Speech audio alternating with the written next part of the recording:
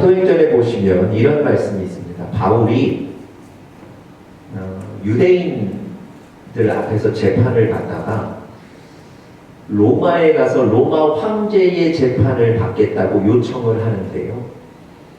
이 바울이 로마 시민권을 가진 사람이었기 때문에 그 요청이 받아들여져서 이 바울이 배를 타고 로마에 가게 됩니다. 그런데 이 죄수인 바울을 태운 그 배가 얼마 지나지 않아서 유라굴로라는 큰 태풍을 만나게 됩니다. 약 2주 동안 그 태풍 때문에 배가 파손이 되고요. 배를 움직일 수 있는 중요한 기구들이 다 없어져 버렸습니다. 바다 한가운데서 살 소망이 끊어진 거예요. 심지어 사람들이 먹지도 않습니다. 이제 죽을 거라고 생각하기 때문에. 그런데 바로 그때 이 바울이라는 사람이 그 배에 탄 사람들에게 나가서 안심하라 이렇게 외칩니다. 여러분, 사실 이 배를 지금 책임지는 선장도요, 특별한 방법도 없고 자기도 지금 죽겠다 싶거든요. 그래서 아무 말 하지 못하고 있는 상태인데 배도 모르고 바다도 모르는 바울이 그 배에 있는 사람들에게 나가서 안심하라 외치는 거예요. 여러분, 바울이 왜 이런 상황 속에서 미친 사람처럼 배에 탄 사람들에게 나가서 안심하라 외쳤을까요? 왜 그러고 있을까요? 여러분, 사도행전에 보시면 바울이 왜 이렇게 외치는지 그 근거를 분명하게 밝히고 있습니다. 우리 같이 한번 읽어볼까요? 시작. 하나님의 사자가 어젯밤에 내 곁에 서서 말하되 바울아 두려워하지 말라. 내가 가이사 앞에 서야 하겠고 또 하나님께서 너와 함께 항해하는 자를 다 너희에게 주셨다. 바로 그 전날 밤에 하나님께서 사자를 보내셔서 바울에게 말씀하셨는데 바로 이 말씀을 하신 거예요. 네가 로마의 황제인 가이사 앞에 서게 될 것이다. 여러분, 바울이 로마의 황제인 가이사 앞에 서기 위해서는 로마에 가야 하죠. 그리고 지금 이 상황에서 배가 파손되거나 죽으면 안 돼요. 반드시 살리실 겁니다. 그래야 로마에 가게 되고 로마 황제 앞에 서게 되지 않습니까? 하나님은요, 바울이 로마의 황제 앞에 서게 만드는 계획을 하신 거예요. 그래서 하나님은 그 계획을 이루시는 거거든요. 바울이 지금 배가 파손하고 죽게 생겼는데 그럼에도 불구하고 하나님의 말씀대로 이루어질 것을 믿는 거예요. 그래서 이 상황에서도 미친 듯이 안심하라, 빨리 먹어야 된다 외치는 거예요. 여러분과 저에게도 인생의 풍랑을 만나게 되고요. 그 인생의 풍랑 때문에 우리가 타고 있는 데가 파손될 수 있습니다. 그런데 그 조건과 환경에 우리 인생이 달려있는 게 아니에요. 우리 인생은 하나님의 손에 있는 줄 믿습니다. 하나님이 말씀하시면 그 말씀대로 이루어지는 거예요. 이스라엘에 아합 왕이 있었는데요. 어느 날 길랏 라못이라는 전쟁에 나가려고 하는데 하나님은 말리셨어요. 네가 그 전쟁에 나가면 죽게 될 것이다. 그런데 이 아합 왕이 겁내지를 않습니다. 왜냐하면 자기 강한 군사력이 있거든요. 그래서 하나님은 말리시고 하나님은 죽을 거라고 말씀하시는데 그 말씀 무시하고 나는 결단코 죽지 않을 거라고 자신하는 거예요. 더군다나 이웃의 유다의 왕인 여호사밧과 동맹을 맺어서 연합군까지 형성합니다. 안 그래도 강력한 군대에 연합군의 도움까지 받는 거예요. 여러분, 그 이스라엘 군대가 나가서 패배하겠습니까? 왕이 죽음을 당하겠습니까? 전쟁이 시작됐습니다. 여러분, 아합 왕이요, 계산까지 해서 작전까지 짜는데 이런 작전도 짜요. 왕의 복장을 하고 나가면 상대방이 나를 알아보고 쉽게 나를 공격할 수 있을 것 같아서 자기는 일반 병사의 복장을 하고 전투에 나갑니다. 그리고 연합군을 형성했던 여호사밧 왕만 왕의 복장을 입고 나가는 거예요. 여러분, 일반 병사의 복장을 하고 나간 그 아합 왕을 상대방들이 알아보고 공격할 수 있겠습니까? 어려울 거예요. 여러분, 이 전투가 어떻게 전개됐을까요? 여러분, 역대하 보시면 성경이 이렇게 기록합니다. 우리 같이 한번 읽어볼까요? 시작. 한 사람이 무심코 활을 당겨 이스라엘 왕의 갑옷 솔기를 쏜지라. 왕이 그의 병거 모는 자에게 이르되 내가 부상하였으니 진중에 나가게 하라. 여러분, 무심코 활을 당겼다는 얘기는 무슨 얘기입니까? 누군가를 맞추기 위해서 특정하고 활을 쏜 게 아니고요. 그냥 저 앞에 적들이 많으니까 그냥 그 상대방을 향해서 활을 당긴 거예요. 영어 성경에도 보니까 at random 그러죠. 특정한 사람을 겨냥한 게 아닙니다. 그런데요, 무심코 쏜 화살에 누가 맞은 겁니까? 아합 왕이 맞은 거예요. 아합 왕이 부상을 당했습니다. 빨리 이 전쟁터에서 나를 내보내달라 그러고요. 바로 그 다음 절에 보면 그 부상으로 인해 아합 왕이 죽었다고 성경이 기록합니다. 여러분, 두려움으로 말씀을 받으셔야 돼요. 여러분과 저의 인생의 결과는 하나님의 손에 있는 겁니다. 이상하죠? 왕의 복장을 하고 나간 여호사밧은 산다니까요. 그런데 오히려 일반 병사의 복장을 하고 변장하고 자신을 감춘 그 아합 왕은 하나님의 말씀대로 활을 맞아 죽게 되는 거예요. 우리 인생이 하나님의 손에 있습니다. 우리의 계획과 우리의 작전과 우리의 계산에 있지 않다는 거예요. 여러분, 이 말씀 정말 믿음으로 받고 살고 계십니까? 오늘 제가 설교에서도 이런 말씀 드리는 이유는 우리가 읽은 본문에 바로 이 귀중한 진리를 뒤늦게 깨달은 여호수아와 이스라엘 백성들의 모습이 오늘 본문에 그려져 있습니다. 여러분, 여호수아와 이스라엘 백성들이 여리고성 전투에서 승리한 이후에 그 다음 아이성을 함락하기 위해서 아이성 전투를 벌였죠. 여러분들 잘 아시는 대로 첫 번째 아이성 전투에서 큰 패배를 당합니다. 제가 여러 번 말씀드리지만 마음이 물같이 녹았다 그랬어요. 그 패배 때문에 더 이상 공격할 용기가 없는 거예요. 그런데 하나님이 한 번 더 올라가라 그러셔서 두 번째 아이성 전투에 올라갔을 때는 너무도 손쉽게 큰 승리를 거두고 아이성을 함락합니다. 아니 여러분, 이렇게 손쉽게 승리할 수 있는 그 아이성 전투에서 첫 번째 왜 그렇게 큰 패배를 당했을까요? 첫 번째 아이성 전투와 두 번째 아이성 전투의 차이가 뭐였을까요? 여러분, 첫 번째 아이성 전투에서는요, 하나님이 진노하셨어요. 이스라엘 백성들이 하나님의 말씀을 듣지도 않고 불순종해서 하나님이 진노하셨기 때문에 이스라엘 백성들이 아이성에서 싸울 때 그들을 도우실 마음이 없으셨어요. 그런데 두 번째 아이성 전투에서는 어땠습니까? 시작부터 달랐어요.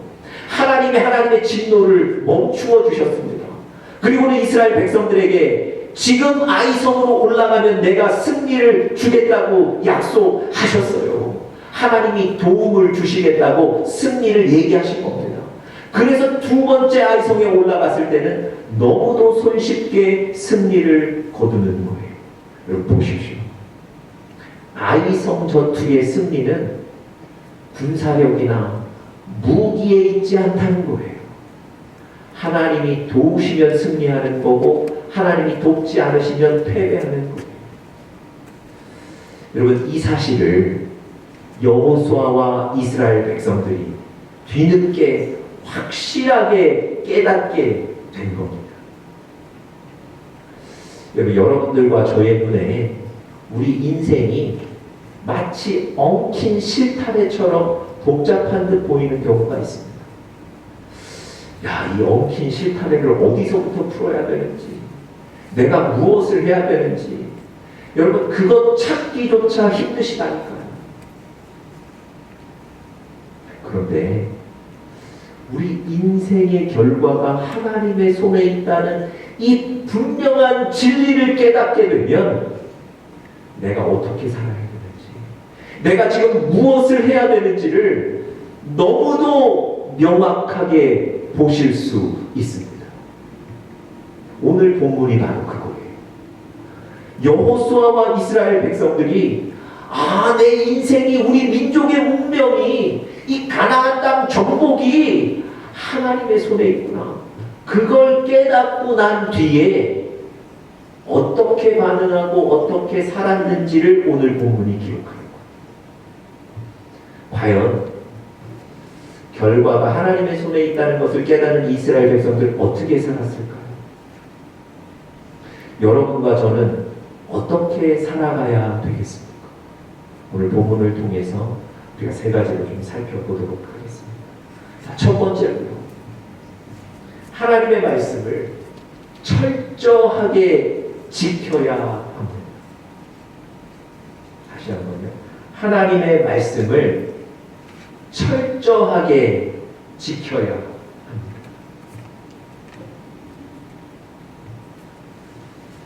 30절 말씀에 보시면요. 아이성에서의 승리 이후에 여호수아와 이스라엘 백성들이 에발산이라는 곳에 가서 제단을 쌓고 그곳에서 예배를 드립니다. 여러분, 여호수아와 이스라엘 백성들이 왜 아이성 전투 승리 이후에 에발산이라는 곳에 가서 단을 쌓고 예배를 드렸을까요? 지리적으로 보시면 이 아이성 전투, 아이성과 에발산은 가깝지가 않습니다. 그런데도 불구하고 갑자기 에발산에 가서 제단을 쌓고 예배를 드리는 거예요. 왜 그랬을까요? 여러분, 다른 이유가 없습니다. 하나님이 이미 이스라엘이 가나안 땅에 들어오기 전에 이미 너희는 에발산에 가서 제단을 쌓고 나에게 예배를 드리라고 명령하셨기 때문에 그렇습니다. 그리고 신명기 27장 말씀 우리가 한번 보시죠. 여기에서 분명히 하나님이 약속하셨어요. 제가 한번 읽어보겠습니다. 너희가 요단을 건너거든 내가 오늘 너희에게 명령하는 이 돌들을 에발산에 세우고 거기서 너희 하나님 여호와를 위하여 제단 곧 돌단을 쌓고 여호와께 번제를 드릴 것이며. 여러분, 하나님이 이스라엘 백성들이 가나안 땅에 들어가기 전에 이미 가나안 땅에 들어간 이후에 에발산에 가서 제단을 쌓고 예배를 드리라고 명령하셨던 거예요.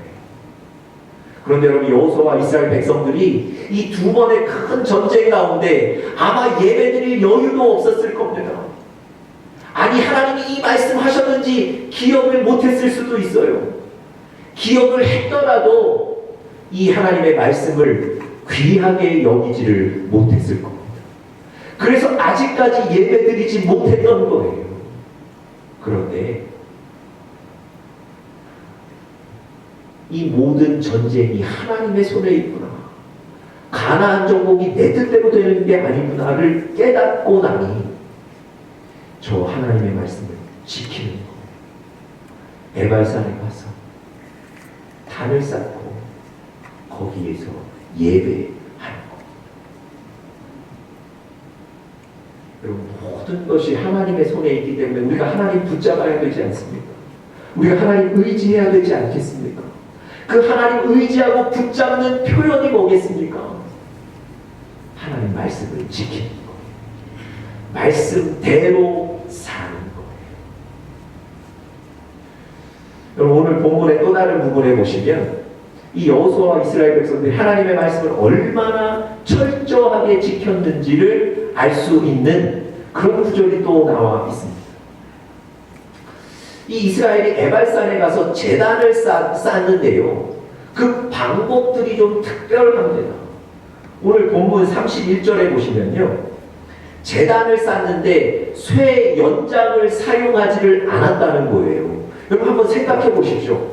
그 돌들을 하나하나 쌓아 올려가야 되는데 여러분 견고하게 쌓아야 되지 않겠습니까? 좀 모양도 좀 예쁘게 쌓아야 되지 않겠어요? 그러기 위해서는 연장을 사용해야 되는데 이상하게도 오늘 본문에 보시면 그들이 제단을 쌓는데 연장을 사용하지 않았다는 거예요. 이것도 좀 특이하거든요. 특이한 건 또 하나 있습니다. 또 본문에 보시면 쌓아 올린 돌들에 하나님의 말씀을 기록하라는 거예요. 이것도 좀 특별합니다. 제단을 쌓는 일들은 많았는데 제단을 쌓는 그 돌에 하나님의 말씀을 직접 기록하라는 명령은 또 흔치 않거든요. 왜 그랬을까요? 왜 제단을 쌓는 중에 이렇게 특별한 방법들을 취하고 있을까요? 여러분, 이것도 다른 이유가 없어요. 하나님이 이것도 명령하셨기 때문에 그렇습니다. 여러분, 신명기 27장 말씀 또 한번 보시겠습니까? 우리 같이 한번 읽어보시죠. 하나님 여호와를 위하여 제단 곧 돌단을 쌓되 그것이 쇠 연장을 대지 말지니라. 너는 이 율법의 모든 말씀을 그 돌들 위에 분명하고 정확하게 기록할지니라. 여러분, 하나님이 저 제단을 쌓으라고 말씀하시는데 방법도 가르쳐 주신 거예요. 절대 연장을 사용하지 말라는 것 뿐만 아니라 쌓아올린 돌들에 아주 명확하고 정확하게 하나님의 말씀을 기록하라고 얘기하신 거예요. 여러분, 지금 이스라엘 백성들은요 철저하게 하나님의 말씀을 지키는 중입니다. 이전에 사실 정신이 없어서 하나님의 말씀을 지키지도 못했고 그것이 귀하다고 생각하지도 못했는데 우리 인생이, 이 가나안 정복이, 우리 민족의 운명이 하나님의 손에 있다는 것을 깨닫고 나니 하나님의 말씀을 하나도 땅에 떨어뜨리지 않는 거예요. 철저하게 지키는 겁니다. 여러분, 초등학교 아이들이 이제 처음 학교 보내시게 되면 학교 보내기 전에 초등학교 입학 설명회 같은 게 있습니다. 미국에도 그렇습니다. 가면 어떤 선생님이 나오셔서 아이들의 특성과 아이들은 이렇게 교육해야 된다 막 강의하시거든요. 그런데 앉아있는 부모님들이 그저 고개는 끄덕이는데 실제 그 얘기대로 돌아가 실천하거나 교육하진 않습니다. 그런데 입학식이 열리는 당일날 딱 학교에 와보니 그날 강의하셨던 선생님이 내 아이의 담임 선생님이신 거예요. 그 이후부터는 그 선생님의 얘기대로 우리의 아이 교육시킵니다. 왜 그런지 아세요? 학교 생활을 처음 시작하는 내 아이의 첫 학교 생활 1년이 바로 그 선생님의 손에 있거든요. 그 선생님 말씀대로 사는 거예요. 여러분, 우리의 인생이 하나님의 손에 있다니까요. 하나님의 말씀대로 지키며 사는 여러분과 제가 되기를 간절히 축복합니다. 자, 두 번째고요. 결과가 하나님의 손에 있다는 것을 안 이스라엘 백성들이 어떻게 살았을까요? 정성껏 하나님을 섬겼습니다.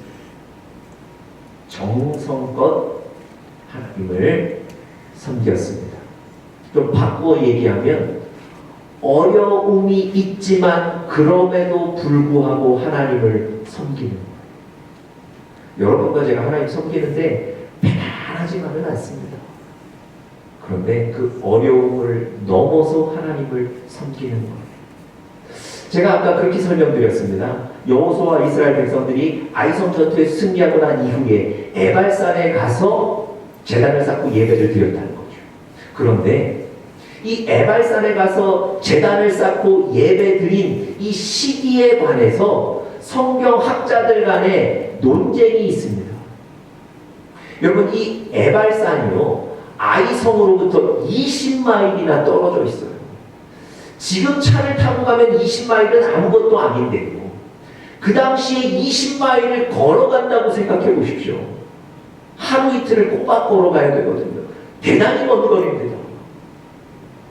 그래서 어떤 성경학자들은 이렇게 주장해요. 아이성 전투로 지치고 피곤하고 다치고 어려웠을 텐데 그 직후에 20마일을 걸어가서 예배드렸다는 건 이건 부자연스럽다는 거예요. 이건 좀 말이 안 된다는 거예요. 그래서 이 에발산에서의 예배의 시기는 지금이 아니라 아이성 전투 직후가 아니라 아마도 가나안을 완전히 점령한 이후에 있었던 일을 단순히 이곳에 삽입했을 것이다. 이렇게 주장합니다. 여러분, 일견 납득이 가시죠? 네, 뭐 그럴 수 있지 않겠습니까? 그런데 다른 편에 선 성경학자들의 주장을 제가 보고 제 마음이 뜨거워졌어요. 여러분, 다른 성경학자들은 이렇게 주장합니다. 아이성 전투 직후에 그들이 피곤하고 지치고 다치고 어려웠겠지만 에발산에 갔을 것이고 그곳에서 제단을 쌓고 예배 드렸을 것이다. 왜냐하면 하나님이 이 전투의 주인이신 것을 너무도 명확하고 분명하게 보았기 때문에 지치고 어려웠지만 그 하나님 붙잡기 위해 20마일을 갔을 거라는 거예요. 여러분, 그 주장을 제가 봤는데 제 마음에 막 감동이 되는 거예요.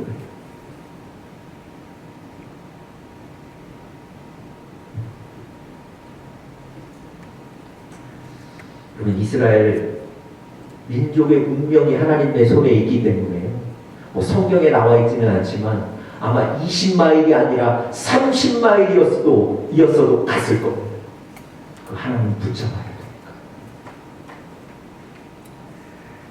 여러분, 하나님은 여러분과 저의 외모를 보시는 게 아니고 중심을 보세요. 정말 하나님을 향한 사랑과 하나님을 향한 그 열심과 의지가 있는지를 보시는 거예요.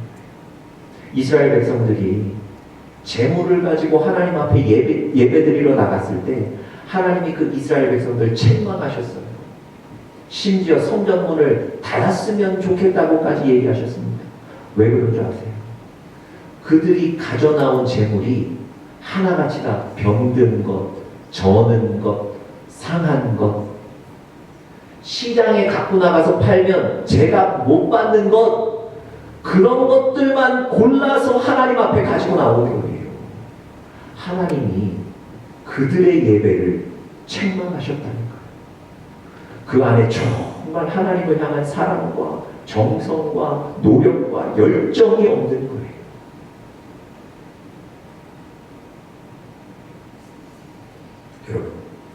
여러분과 저의 삶에 우리도 이 아이성과 같은 전투를 치를 수 있는데 그 전투 이후에 20마일을 걸어서 에발산에 가셔서 제단을 쌓고 예배 드리실 수 있겠습니까?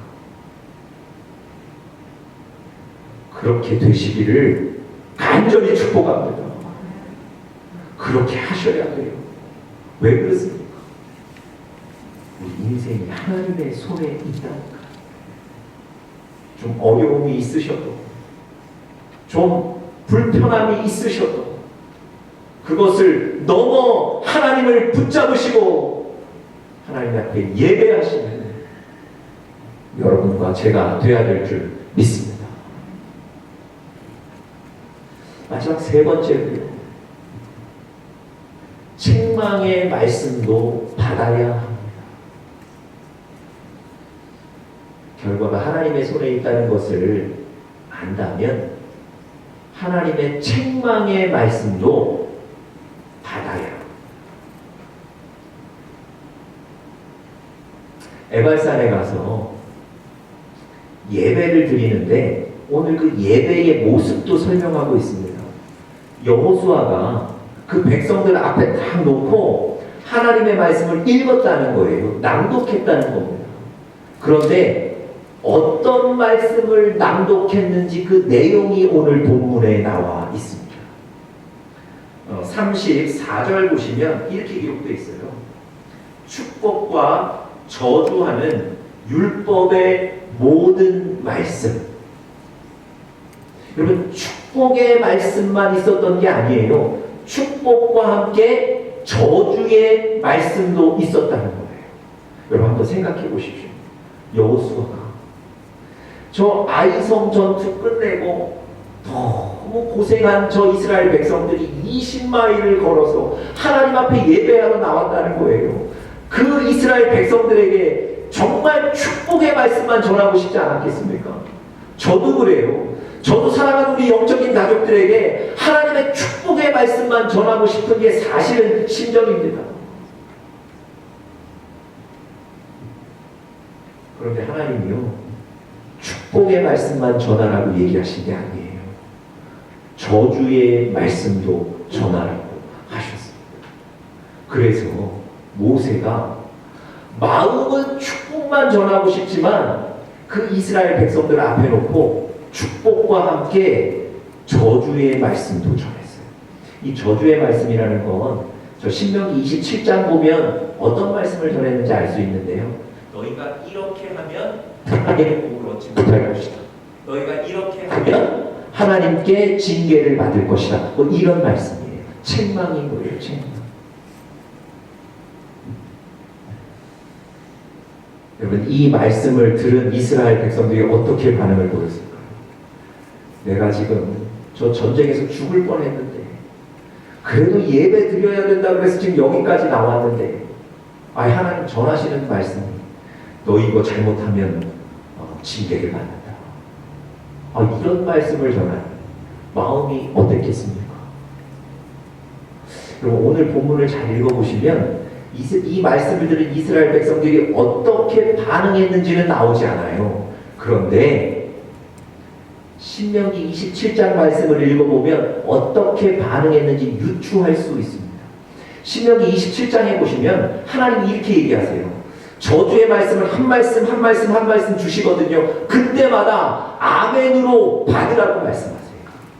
여러분, 하나님 말씀 지키기 위해 에발산까지 20마일을 걸어 나온 이 이스라엘 백성들이 아멘으로 받으라는 그 하나님 말씀 지키지 않았겠습니까? 여호수아가 책망의 말씀을 전할 때에도 기분 나빠하지 않고 감정 앞세우지 않고 맞습니다 하나님 아멘 그러고 책망의 말씀을 받았다는 거예요.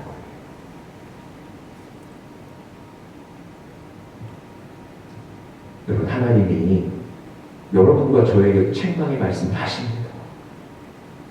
여러분, 그 말씀 들으실 때 감정을 앞세워 반응하지 마시고요. 하나님의 말씀이시기 때문에 귀하게 받으시기 바랍니다. 하나님이 여러분과 저를 책망하시는 건 사랑이에요. 우리 잠언 3장 12절 말씀 우리 같이 한번 스크린 통해서 읽어볼까요? 시작. 대저 여호와께서 그 사랑하시는 자를 징계하시기를 마치 아비가 그 기뻐하는 아들을 징계함 같이 하시느냐. 여러분, 하나님이 징계하시는 건요, 여러분과 저를 사랑하신다는 거예요.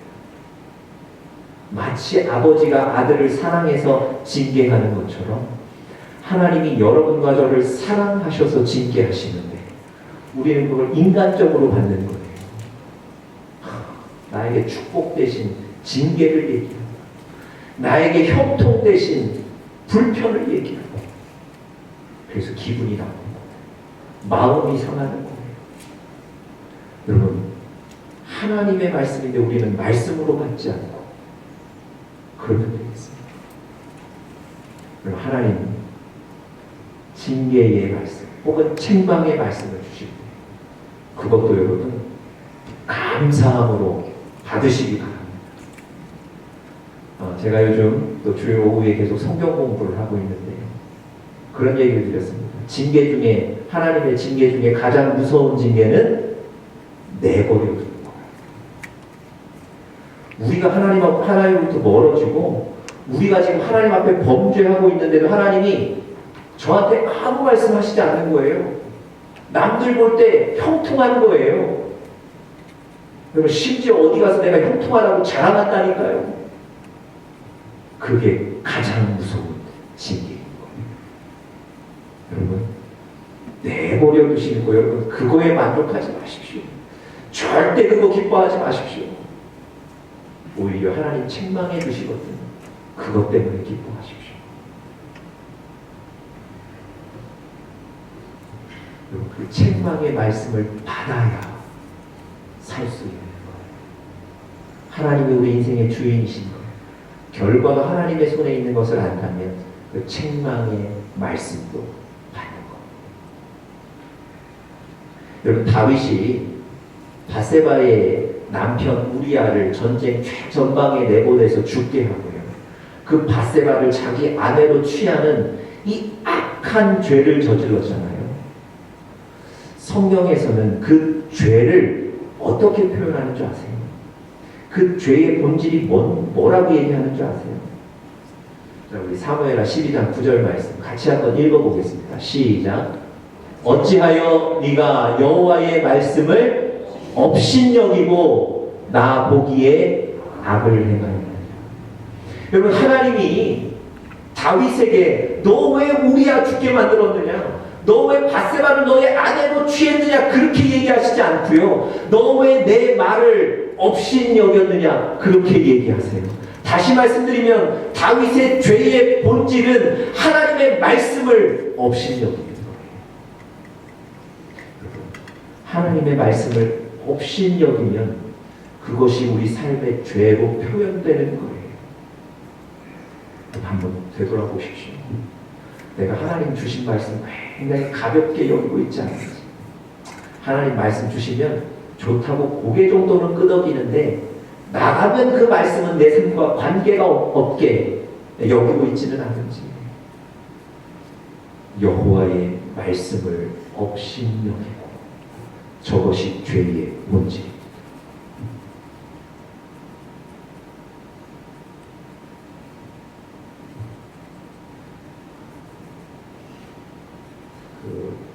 배들이 항해를 하는데요. 현대식 항법 장치가 만들어지기 전에는 배들이 어떻게 방향을 알고 나갔을까요? 하늘에 북극성 보고 나갔다. 정말 그 북극성 보고 방향을 찾은 거예요. 그리고 실수하지 않고 나갔다는 거예요. 그리고 그 북극성을 봐야 사는 겁니다. 여러분과 제 인생의 북극성이 바로 하나님의 말씀이에요. 그 하나님의 말씀 꼭 붙잡으시는 여러분과 제가 되기를 간절히 축복합니다. 우리 인생의 결과가 하나님의 말씀에 있습니다. 그것을 꼭 기억하십시오. 그리고 하나님 붙잡는 여러분과 제가 되기를 간절히 축복합니다.